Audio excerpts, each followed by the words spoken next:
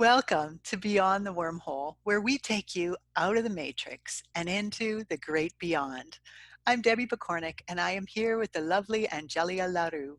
Hi, Angie. Hello. Hi, Debbie. Hello, everybody out there and beyond the wormhole land. So, we are creating these videos to take you for just a few moments, really, out of perhaps the mundane or stressful life that you might be experiencing right now. I guess life right now is anything but mundane. It's a little bit different for us, but yeah, and so we really want to take you on a little journey, and Angie is the key to us being able to go there. So Angie, what would you like to share with us today? Mm. Well, here in Colorado, we are having very heavy spring snow. We have almost a foot of snow. Debbie has a tan right now where she is, and I have a foot of snow. And it reminds me of a trip that we did back in, I believe it was winter of 2016. It was right before, it was the day before. Um, where actually our trip was a little bit later, but the event that caused it was the day before the presidential election when Hillary was running for president. Mhm. Um, so what had happened is Hillary's running mate ran off the day before the election to Antarctica, which seemed that seemed such an odd thing to do, right? Mhm. And Yes. on top of it, the Russian Orthodox Patriarch of Moscow, Kirill III, also ran off. Somebody from the Vatican suddenly ran down to Antarctica. Buzz Aldrin, an astronaut, ran down um, to Antarctica. Rudolf Hess did. So a friend called me up, who I'll call Teal because that's the color of his auric field when we I travel out of love that. body. Yes. Teal calls me up and says, "Hey, I want to do an out of body trip. Let's go somewhere." And I said, "All right, well, let me get blue. We'll call him light blue because his auric field is light blue." Okay. And so I gathered us together and I said, "We're going to Antarctica because something happened in Antarctica and the news won't tell us what it is. They just dropped us some clues. Hmm. And if we don't go look, we'll never know." And something important happened in Antarctica. And they weren't just having their photographs taken with penguins.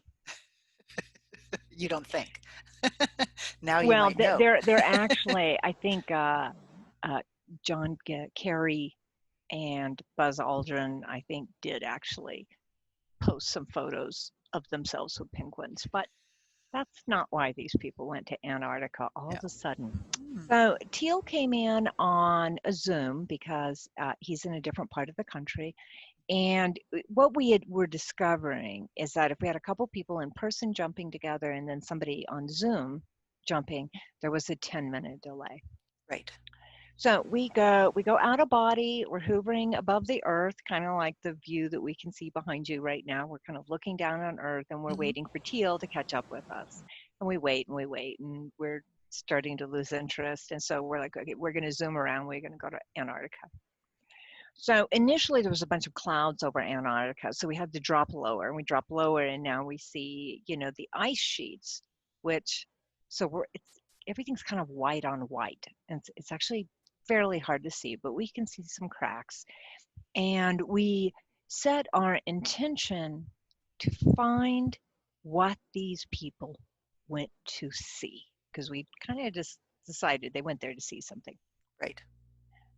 And that causes us to move across the plates a little bit, go more inland, and we come to a mixed rock and ice cave. And it looks naturally formed, which is a little confusing. So we go inside it, we're looking around.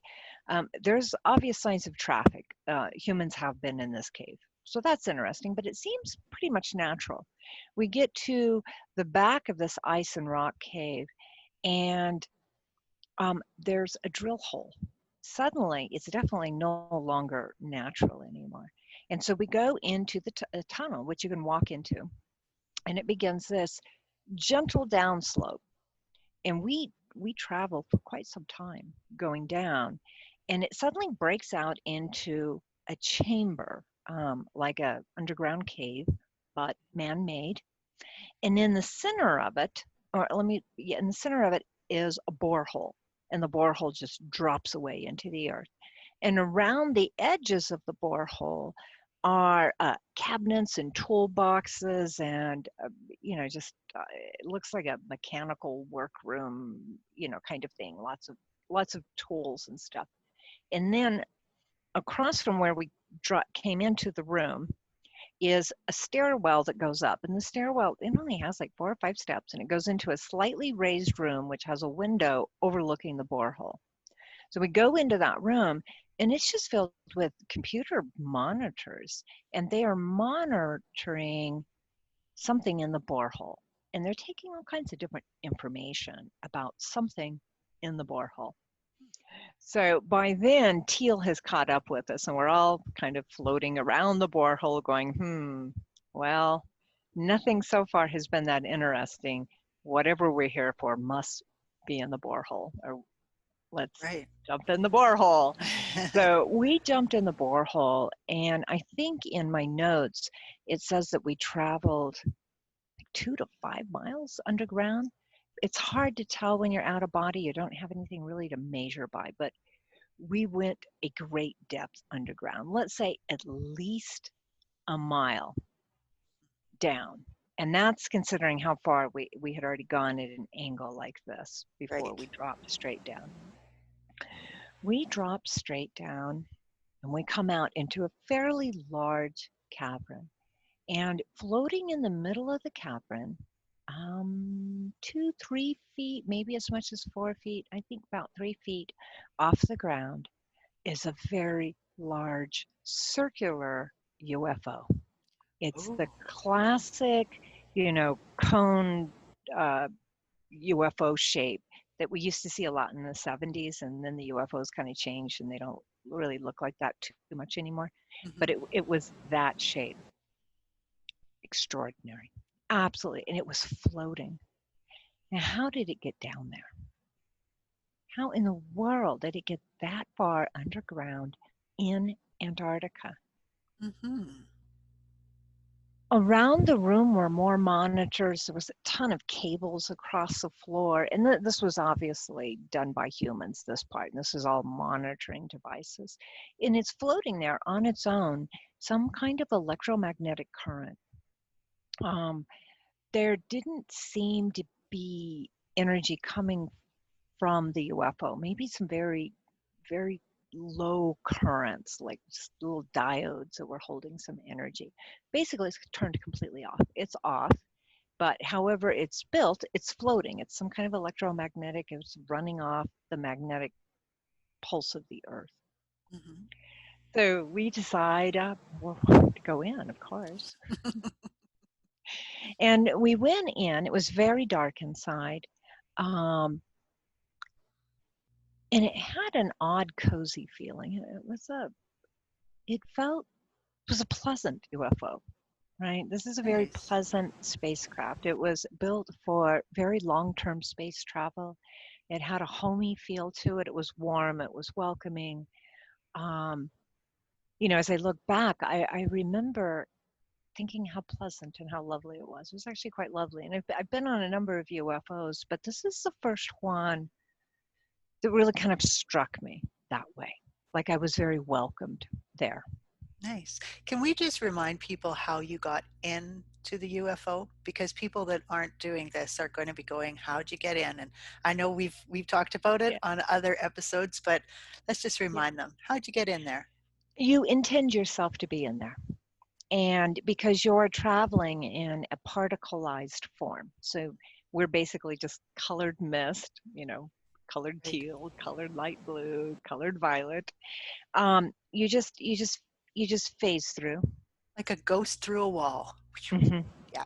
Yeah. Nice.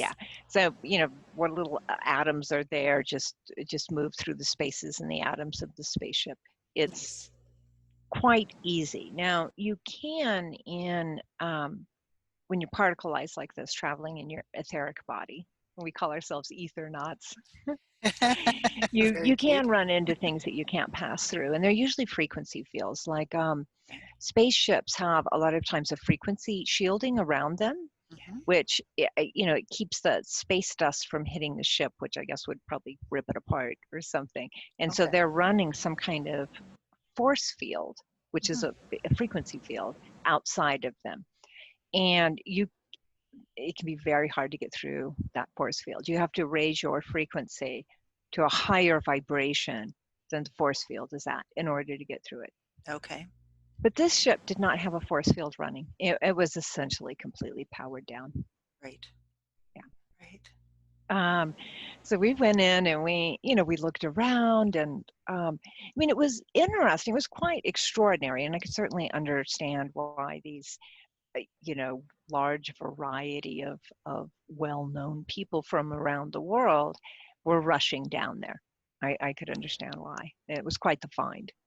Absolutely. Um, but being an out-of-body traveler and having been to other planets and other spaceships and other everything, this felt a lot like going to a car show and just seeing like an old Oldsmobile or something. Okay. It was nice and it was pleasant and it was roundy and friendly and, curvy and it just wasn't, I don't know. So we continued. Do you mean it didn't feel like a super big deal to It you, didn't. even though it Yeah. felt beautiful and welcoming? I can understand that. Yeah. It Yeah, actually didn't feel like that big of a deal. It was mystifying how it got to be down there. of course, a How did puzzle. that happen? Hmm. Right. Um, And so I start telling Teal and Blue, I was like, let's try to find something more interesting than just this ship. And they're like, Angie, this is pretty interesting. And I'm like, not quite interesting enough. There's Hmm. something, there's something else going here. Let's try to read the instrumentation. Let's try to learn where the ship came from, how Right. it got here. And so we started putting our feelers out. And I'm not quite sure how to describe it. I briefly saw a little piece of it, and it was something like a cross between a sea sponge and a giant lobster, and I it was only a part, so it's kind of like a a blind man trying to feel the tail of an elephant and describe Mm. what it's seeing. I don't know what I was seeing. I only saw a little part of it, but Right. based on that, I would put it in the crustacean family. Okay. Um, it came from a species that were able to fuse with navigation of ships, and they became like a live aboard, live in fused navigator. And they were able to hold vast amounts of star charts and stuff like that inside themselves. And so they Okay. had this symbiotic relationship with the ship. And there was several other spacefaring species that came to their species to get navigators for the ships. And this one had been a very young being, and he had just finished, we'll call it, Space Force Academy. He had Right. just finished all of his training Okay. um, to be able to hire on, to a ship. And he had just gotten chosen to go on this ship. This was a deep exploration ship. Um, Most of the beings chosen to be the crew would be on the ship for most of their lifetime, which explains why it was such a comfortable, homey Hmm. ship, right? Nice. Yeah, Yes. this wasn't a cargo ship. This was like a live aboard scientific research ship that was going into deep space based on And from where deep they in the were, land. right? Yeah. And this was a very long time ago. This was at least 2 ice ages ago on our planet, and That they landed there? that they crashed. Wow. They crashed. Wow. They crashed, and they were not able to get anything to. They lost their navigation. They lost their communications. They lost everything. The ship was utterly, completely, totally crashed. Mm. Now, this particular being, we'll call him, I Navi. don't know, Navi. Navi. Hmm. We'll call him Navi. Yeah. Navi had telepathic communication with his people back on the world that he was originally contracted from. Okay. And His species is very, very, very, very long-lived. Like we're looking at 250,000 years at least. Very long-lived. And Wow. he tried for years to get a rescue ship to come and help them. And they were so far away from their original homeworlds that nobody, his species, the other species that were contracted, the scientists and researchers, none of them would send a rescue ship. So eventually, the other contractees, the scientists and researchers, died of old age. They'd lived out their natural lives on Earth. Mm-hmm. And in the meantime, as they die of old age, and the ground keeps changing. There's, plate tectonics, there's asteroids that hit, there's floods, there's ice ages coming and going. And the craft, which was originally on the surface, kind of sinks deeper and deeper and deeper and deeper and deeper and deeper until it ends up where we found it, Wow. right? He had begged his people to please come get him. He was alone now. All of his companions had died. Yeah, Please my come heart is rescue breaking a him. little bit for him. Yeah, You know. he ran to him. Mm, And they just kept reiterating, we can't. Stay there and observe. And he observed the rise and fall and the rise and fall of humanity. mm, And he has been there so long. He spent something like 30,000 years completely insane, utterly, completely insane. mm, But he was there so long and so long lived that he found his sanity again. He essentially went through, a spiritual awakening, came to deep peace and amusement with himself. Kind of a desert, stranded on a desert island story for him, absolutely. with enough epochs to completely come to peace with himself and the universe and the nature of all things and the nature of this life that he's had.